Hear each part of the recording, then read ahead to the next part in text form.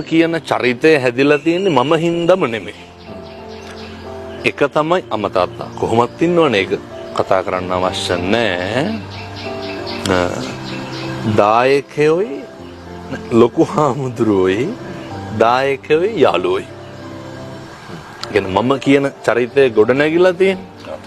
ඔය විශ්වවිද්‍යාලයට යන්න අවස්ථාව ආවට පස්සේ අර මට ඊමේල් එකක්වත් නැහැ.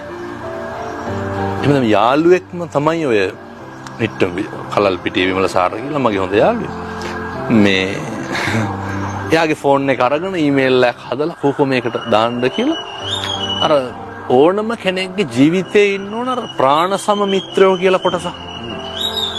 මං හිතන්නේ දැන් ගෙම්නෝයටත් එහෙම ඉන්නේ නැති ජීවිතේ නේ අර යාළුවෝ අපේ ජීවිතේ කොතනකදී හරි ඒක හොඳ වෙන්නත් පුළුවන් නරක වෙන්නත් පුළුවන්. හොඳේ හැරුණා නම් හැරුණේ කවුරු හින්දාද? යාළුවෝ ඉන්න ඕන මිනිස්සුන්ට.